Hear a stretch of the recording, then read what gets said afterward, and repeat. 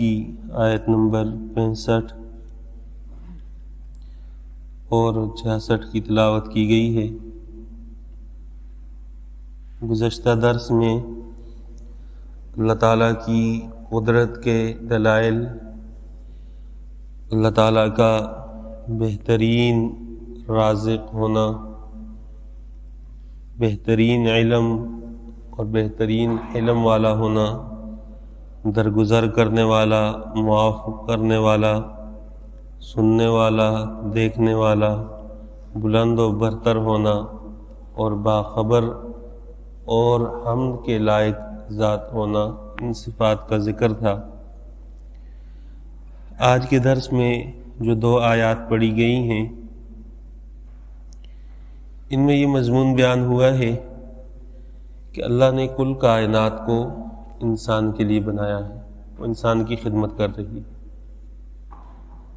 اب جب کائنات انسان کی خدمت کر رہی ہے تو لا محالہ انسان سے بھی کچھ مطلوب ہوگا، اور وہ ہے اللہ تعالیٰ کی اطاعت۔ اور اطاعت کا مفہوم پایا جاتا ہے دی گئی نعمتوں پر شکر ادا کرنا۔ پھر پوری زندگی کا خلاصہ حیات اور موت، ان دونوں لفظوں کے ساتھ بیان کیا ہے کہ زندگی بھی ایک نعمت ہے، موت بھی ایک نعمت ہے، پھر دوبارہ اٹھایا جانا یہ بھی اللہ کی طرف سے ایک نعمت ہے۔ ہم زندگی تو نعمت سمجھتے ہیں، اللہ نے زندگی دی، پھر ہم اللہ کی نعمتیں اپنی زندگی میں استعمال بھی کرتے ہیں، لیکن اگر موت آ جائے تو ہم سمجھتے ہیں کہ جو بہت برا ہو گیا، ابھی تو میرے مرنے کی عمر ہی نہیں ہے۔ یہ موت بذات خود اللہ کی طرف سے ایک نعمت ہے۔ حدیث میں بھی ہے تحفۃ المؤمن الموت، کہ مومن کے لیے تحفہ وہ موت ہے۔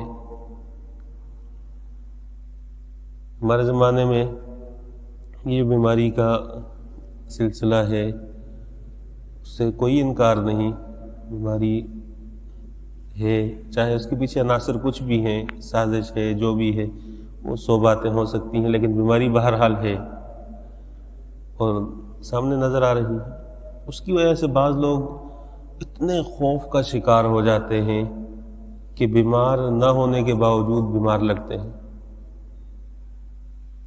یہ اللہ کی طرف سے اتنی بڑی تسلی ہے کہ موت کو تمہارے لیے ایک نعمت کے طور پر رکھا گیا ہے، کہ مومن تو اللہ کے سامنے پیش ہوگا تو اس کے لیے نعمتیں ہی نعمتیں ہیں، اس کے لیے موت سے پریشانی والا کیا معاملہ ہے۔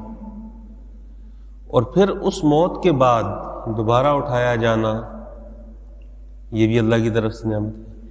لیکن فرمایا ان الانسان لکفور، انسان ہے بڑا ناشکرا، نعمتیں ہماری مسلسل استعمال بھی کرے گا، ناشکری بھی رب کی کرے گا۔ تو یہ جو لفظ ہے اس میں بہت جامعیت ہے، یہ جو انسان سے شکوہ کیا گیا ہے بڑا ناشکرا ہے، ہمیں اپنی زندگی کو تھوڑا سا ٹٹول کر دیکھنا چاہیے، کس رخ پر جا رہے ہیں۔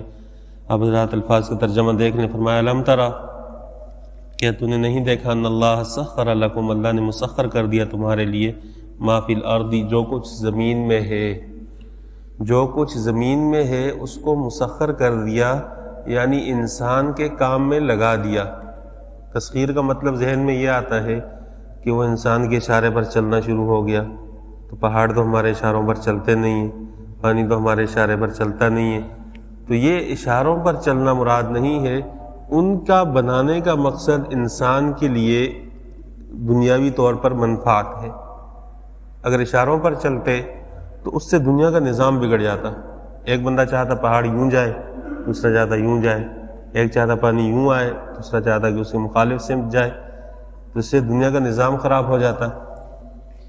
فرمایا کہ تمہارے کام میں لگا دیا جو کچھ زمین میں ہے، والفلک تجری فی البحر بامری، اور سمندر میں کشتیاں وہ اللہ کے حکم سے چلتی ہیں۔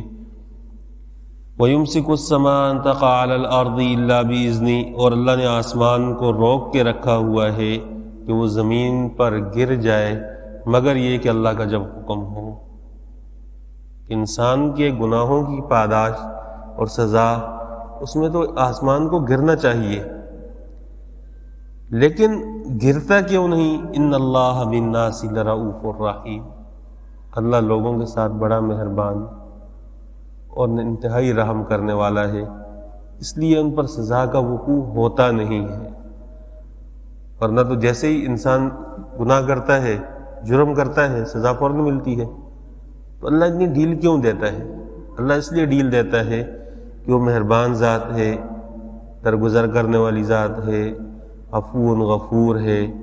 وہ ڈیل دے دے دے دے کے بندے کے لوٹنے کا انتظار کرتا ہے، پھر جب کوئی نہ لوٹے اور حدود کو پھلانگ کر آگے نکلنے لگے، پھر بعض اوقات دنیا میں بھی گرفت ہوتی ہے۔ فرمایا وَهُوَ الَّذِي، اللہ وہ ذات ہے، احیاکم، جس نے تمہیں زندہ کیا، یعنی پہلی مرتبہ، ثم یمیتکم، پھر تمہیں موت دے گا، مار دے گا، ثم یحییکم، پھر اس کے بعد اللہ تمہیں دوبارہ زندہ کرے گا۔ یہ حیات، پھر موت، پھر حیات، یہ قرآن کی نص سے ثابت ہے۔ اور ہمارے زمانے کے جو جملے ہیں کہ جی مرنے کے بعد قبر سے کون واپس آیا ہے، یہ جملے قرآن کریم کے مضمون کے خلاف ہیں۔ جو مر گیا پھر اس کے بعد اس نے کیا دیکھنا ہے؟ ثم یحییکم، پھر اللہ زندہ کرے گا، اور پھر اس کو دیکھنا ہوگا کہ میں نے کیا کیا ہے۔ فرمایا ان الانسان لکفور، بے شک یقیناً پکی بات ہے، تحقیقی بات ہے، انسان ہے بڑا ناشکرا، نعمتیں ہماری استعمال کرتا ہے اور نافرمانی بھی ہماری کرتا ہے۔ دنیا میں تو کوئی تھوڑا سا احسان کر دے تو اس کی شکر گزاری سے تھکتا نہیں ہے، اور اللہ کی اتنی نعمتیں استعمال کرنے کے بعد بھی اللہ تعالیٰ کی نافرمانی کرتا ہے۔ اللہ تعالیٰ کی شکر گزاری، اللہ کی دی ہوئی نعمتوں کی قدر کرنا ہے اور ان کا صحیح استعمال کرنا ہے۔ اللہ تعالیٰ سے دعا ہے قرآنی تعلیمات پر عمل کرنے کی توفیق عطا فرمائے۔ الحمد